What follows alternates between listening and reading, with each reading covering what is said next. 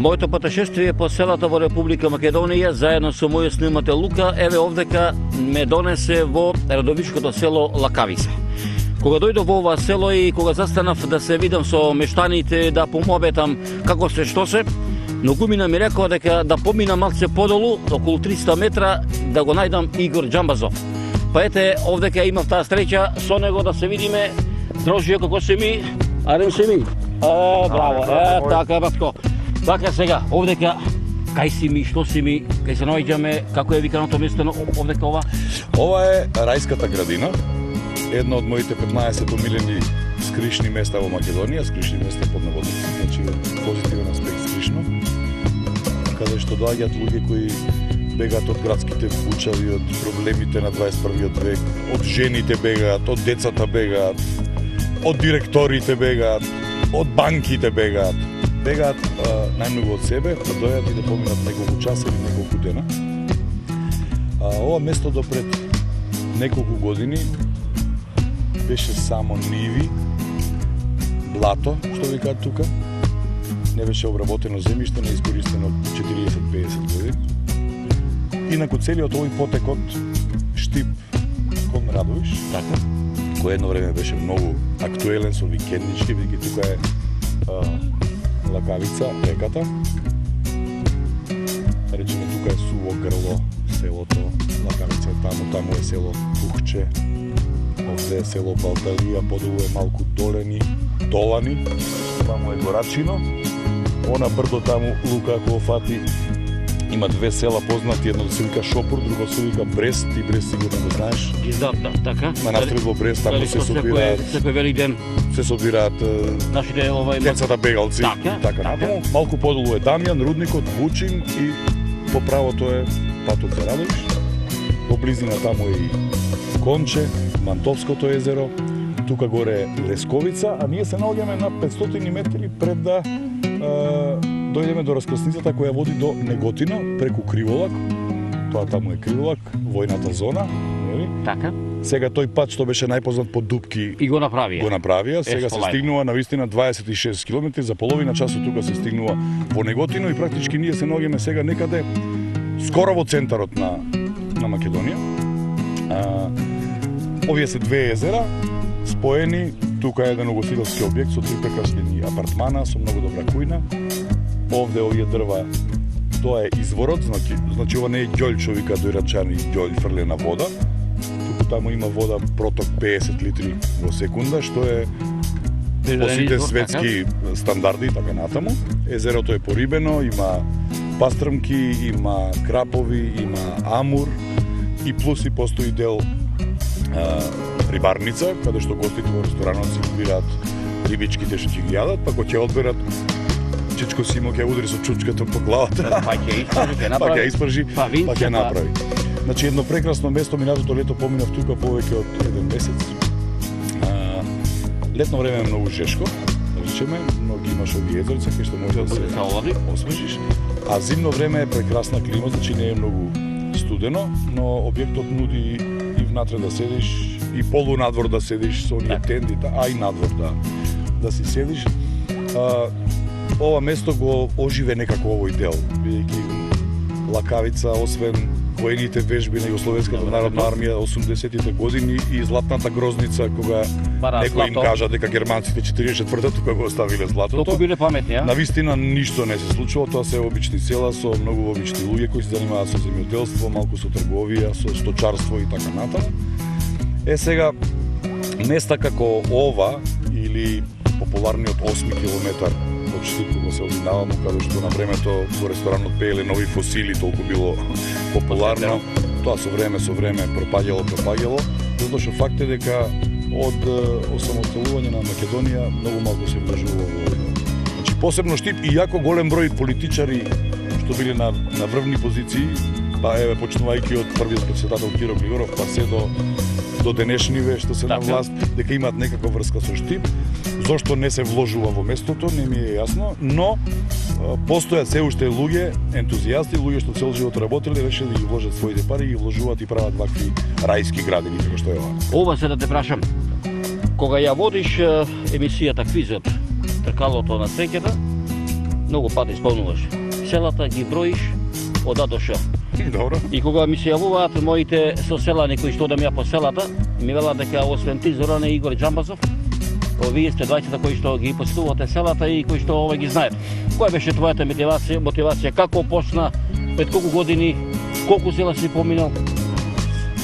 Па еве и ти и јас знаеме дека има 1984 населени места. Да речем дека сум поминал скоро колку тебе. Ја имам 1500. Отприлика толку надеѓа сигурно. Така.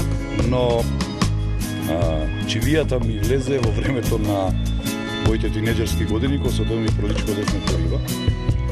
Значи, кога дедо ми имаше шанса да лови на вакви рибници, на реки, на езера и така натаму, и уште како тинеџер се влюбив во некои од македонските села, региони, делови и така натаму. После некаде 86-та ли е, 5-та ли е, 7-та ли е, кога се снимаше популарната Бушава азбука, јас бев ангажиран заедно со една моја колешка Елизабета Кочовска да ги поминеме сите населени места во Македонија кои почнуваат на буквата од таа епизода. Да. И се сеќавам дека снимавме 45 дена, од технички причини тоа никогаш го немаше во Бушавата азбука, иако јас мафтам таму на одјавната шпица, ме има. За несреќа тој материјал изгоре во некој студио во Кошутнак во Белград. Беше несреќен случај во секој време. Во секој случај, но тогаш почнав да ги учам, тогаш ги засакав тие места и веќе во доцните 20 години, значи пред да се оженам некаде, престанав да летно време да одам по одмори, значи по Грци, Турци, Бугари, не дај Боже Италија или Канарски острови, додека моите другари одат таму, јас одев низ Македонија. И го сметам тоа како една инвестиција моја во животот, дека одреден дел од мојата младост сум го провел по селата, не само за да ги видам и научам, туку да ги видиш и научиш луѓето, затоа што најголемото богатство во македонските села се луѓето, кои се уште имаат дух во себе, се уште имаат желба за живот, иако живеат во некои села во мизерни услови, се уште постојат села во оваа околина без струја, без вода, без телевизија, без патишта, никаква инфраструктура и така натаму. И конечно некаде крајот на минатиот век, кога го воде популарното Супер Бинго, тогаш веќе почнав активно да ги посетувам селата. Тогаш почнаа луѓето од разните краишта на Македонија да ми праќаат фотографии, книги, надписи за селата, песни напишани за селата, искомпонирани и така натаму. И самиот знаеш дека тоа е чивија од која нема бегање и дека секогаш има некој место кое не си го посетил, некој место кое не знаеш каде се наоѓа и така натаму. Ова значи го посетувањето на крстарењето, јас би рекол, на Македонија, го прави скоро повеќе од 10 и 12 години. Скоро 20. Кои региони вака би ги посетил? Кои се така по? Оние што ме познаваат знаат дека Источна Македонија ми е во крвта, а посебно јужниот дел, значи Струмица, Валандово, Богданци, Гевгелија, Дојран, тоа се моите 5 клучни места. Но во последно време мора да ти кажам, колега, дека летно време некако научив една динамика. Значи секој лето почнувам од градче, над Кочани, 5,5 километри, каде што има прекрасен објект, само еден, значи таму нема циркуси, викендички, само послуги и така натаму. Таму продолжувам овде, да се спуштам кон Струмица, одам по Василево, Василевото преци, продолжувам Дојран септември е најубав, кога ќе изумрат сите комарци. Си одам кај Статов, таму има обично спортски екипи на разноразни припреми, одам таму си уживам и некаде пред да почне телевизиската сезона, одам малку во Слепче, малку во Нижополе и евентуално малку во Охрид, иако Охрид во принцип го избегнувам, бидејќи Охрид за мене, брате, е најубав околу Нова година. Так. Март или февруари или ноември, само да не биде јуни, јули. Ова те прашам. Рече дека најмилено место е околу Струмица. Многу ми навела дека ако не ги посетиш смоларските водопади, како да не си бил во Струмичко? Па не само смоларските, и колешинските водопади, изворите во Мокриево и не знам, и новоселските манастири и црквичиња и и не знам Рич. Дури и ако мене ме прашаш, јас се разбира, може би си бил, сигурно си бил во железници каде што извира цена. Како да не сум бил и треба да одиме заедно, пријателе мој, и да види цела Македонија како една од најубавите европски реки извира од една обична воденица, кукичка, во кај домакинот ќе пречели, ќе даде 2-3 реки и ќе се напиеш. Во Бабино рибникот е нешто посебно. Значи сега веќе има и приватно езерце со гуски, патки, шатки, има екзотични животни, птици затворени во кафези, има многу кучиња, има 2 елена, има неколку срнички, има квалитетна риба.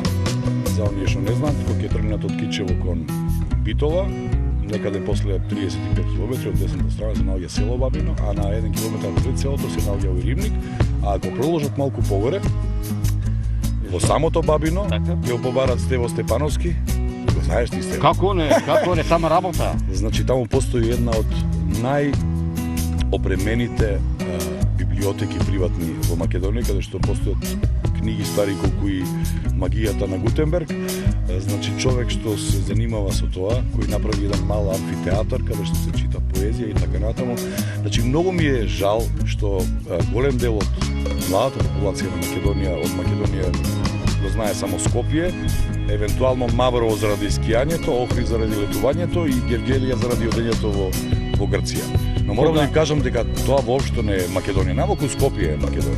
Кога ги гледаме овие реклами по летовските медиуми за да се летува во Охрид, да се летува во Грција, во Турција, во Египет, кога ќе видиме дека не ја знаеме долна Македонија, дали вака некој ще плаче душата кога ќе ги видиш, кога нашите млади заминуваат да ги сознат убавините на туѓите земји, освен на нашата Македонија? Апсолутно дека не ми е право, но исто така сум многу среќен кога млади луѓе ќе ми се јават, познати, полупознати или непознати, и ќе кажат дека одлучиле тој и девојка му да тргнат на пат низ Македонија во летниот период, па јас по телефон им ја кажувам маршрутата, местата и кои луѓе да ги побараат.